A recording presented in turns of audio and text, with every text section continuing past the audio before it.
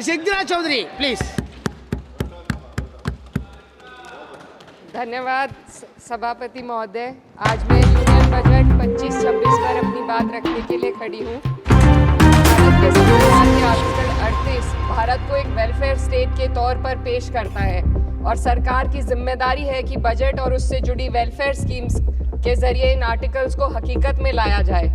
इसलिए union budget सिर्फ एक आंकड़ों की किताब नहीं, बल्कि सरकार की प्राथमिकता और वेलफेयर स्टेट के संविधान से जुड़ी वफादारी का आईना है।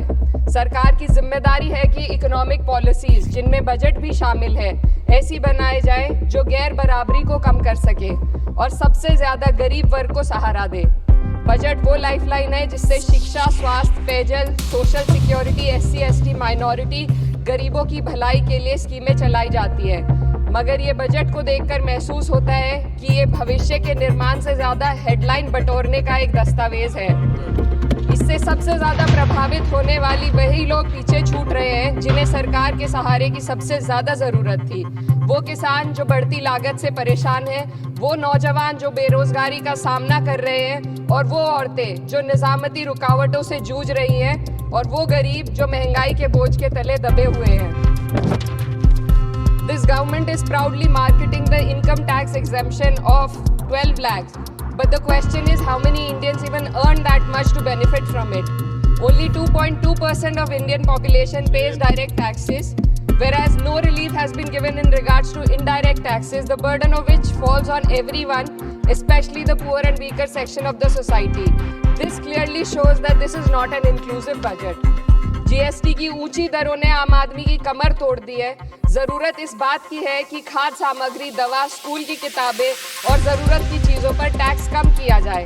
पेट्रोल, डीजल पर टैक्स कम करने की कोई कोशिश नहीं हुई, जिसका सीधा असर हर नागरिक पर पड़ता है।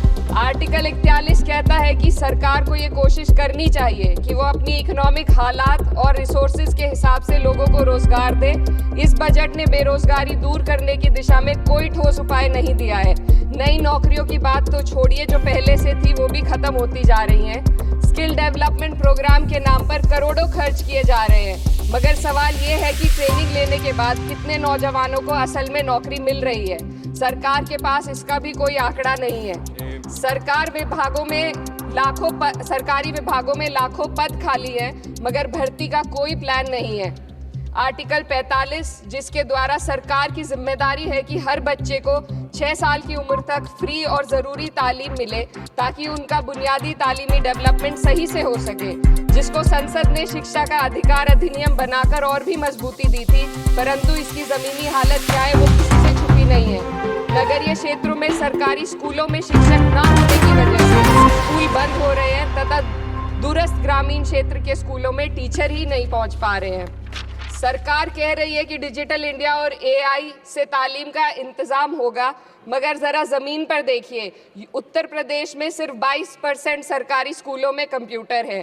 मेरे संसदीय क्षेत्र कैराना में कई सरकारी स्कूल शिक्षक ना होने की वजह से बंद हैं और मदरसा एजुकेशन के बजट में 57% की कटौती कर दी गई है।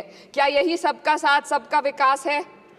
इसी तर्ज पर अस्पताल हैं जहां पर डॉक्टर नहीं है। आर्टिकल 47 अच्छी सेहत और जिंदगी के स्टैंडर्ड को बेहतर बनाने की आवश्यकता पर जोर देता है। राज्य की जिम्मेदारी है कि लोगों की सेहत और उनके वेलबींग को बेहतर करने के लिए ज़रूरी कदम उठाए, लेकिन हकीकत यह है कि इस बजट का सिर्फ 2% ही आम जनता तक पहुंच पाता है। शामली जिले में 84 डॉक्टर की पोस्ट स्वीकृत है, मगर सिर्फ 29 डॉक्टर काम कर रहे हैं और गायनोकोलॉजिस्ट मात्र 1 है। दवाइयों की कीमतें बढ़ती जा रही हैं, मगर गरीबों के लिए कोई राहत नहीं है। सरकार ने महिलाओं के लिए बजट बढ़ाने का दावा किया, मगर 81% इसका बजट सिर्फ पोषण योजनाओं में डाला गया है। महिलाओं के रोजगार, उनके इकोनॉमिक इंडिपेंडेंस और सुरक्षा के लिए कोई ठोस योजना नहीं बनाई है। बेटी बचाओ बेटी पढ़ाओ का बजट घटा दिया गया, जिससे साफ है कि ये सिर्फ नारेबाजी थी और कुछ नहीं। किसानों की बदहाली हम सबके सामने है, लगातार चलती आ रही है। 2016 में कहा गया था कि 2022 तक किसानों की आमदनी दोगुनी होगी, मगर 2025 आ गया और एमएसपी पर कोई ठोस गारंटी आज भी दी नहीं गई है। गन्ना किसानों का बकाया अब तक नहीं मिल पा रहा है और तो और उत्तर प्रदेश में अभी तक गन्ना मूल्य भी तय नहीं किया गया है। डीएपी, यूरिया और खाद की कमी से परेशान किसान आज भी सड़क पर प्रदर्शन कर रहे हैं। मजदूरों के लिए जो सबसे बड़ी योजना मनरेगा थी, सरकार कहती है कि मनरेगा ग्रामीण भारत की रीढ़ है, मगर बजट में कोई भी बढ़ोतरी नहीं मिलना बहुत शर्मसार है। औसतन 44 दिन का ही रोजगार मिल रहा है, जबकि स्कीम 100 दिन की गारंटी की होती है। भारतीय रेलवे देश के लोगों की जीवन रेखा है और इसी से यहाँ के लोगों की आर्थिक एवं सामाजिक जिंदगी चल रही है। देश के हर हिस्से को रेल कनेक्टिविटी से जोड़े जाना सरकार की कल्याणकारी नीति का हिस्सा है। मेरे संसदीय क्षेत्र कैराना के रेलवे से जुड़ी 2 मांगे लंबे समय से लंबित हैं। दिल्ली शामली सहारनपुर रेल लाइन का दोहरीकरण और पानीपत शामली मेरठ लाइन का सर्वे अति शीघ्र कराए जाने की बहुत पुरानी मांग को बजट में शामिल किया जाना चाहिए। देश भर में बिजली की दरें बेहद असमान हैं। उत्तर प्रदेश में ये दरें बहुत ज़्यादा हैं। देश भर में एक समान बिजली दरें लागू करने का प्रावधान किया जाए। रिवैम्प योजना में हर घर तक बिजली पहुंचाने के लिए एलटी लाइन बनाने का प्रावधान भी जोड़ा जाए। कृषि उपकरणों व खाद डीएपी को जीएसटी से मुक्त किया जाए। किसानों की एमएसपी की मांग को पूरा करने के साथ साथ उत्तर प्रदेश के किसानों को गन्ना मूल्य निर्धारण पिछले वर्ष से बढ़ाकर किया जाना बेहद जरूरी है। जनपद शामली व मुजफ्फरनगर को एनसीआर में तो शामिल किया गया है, परंतु वहां पर कोई विकास नहीं हुआ तथा उसको कोई भी लाभ नहीं मिला है। वहाँ के लोग सिर्फ प्रदूषण के बाध्यकारी नियमों से परेशान हैं, इसलिए दोनों जनपदों को एनसीआर की सीमा से बाहर किया जाना चाहिए। मेरे संसदीय क्षेत्र में मैं कुछ चीज़ें बजट स्पीच में ऐड करना चाहती हूँ। एक, ट्रॉमा सेंटर और ज़िला अस्पताल के अपग्रेडेशन की भी मांग है।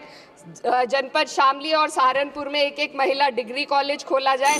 कैराना में सर जस्ट कंक्लूडिंग, यमुना नदी के घाट पर सौंदर्य कार्य का भी कार्य जोड़ा जाए। जनपद शामली में टेक्सटाइल पार्क की स्थापना की जाए और जो संसद निधि है, सांसदों को केवल 5 करोड़ रुपए दिए जाते हैं और एमएलए, उत्तर प्रदेश के एमएलए को भी 5 करोड़ दिए जाते हैं। हमारी मांग है या तो इसे बढ़ाकर 25 करोड़ किया जाए या फिर सिरे से खारिज किया जाए। Sir just one The union budget was an opportunity to address the pressing. Sir, just 1 minute. Please, 2 more speakers are in your party. Sir, just concluding. Pressing concern of India's citizen, rising unemployment, soaring inflation, crumbling public services, and deepening rural distress. Yet, instead of offering real solution, the government has focused on optics and half measures. While tax relief for the middle class is welcome, it does nothing for the millions who earn too little to benefit from it.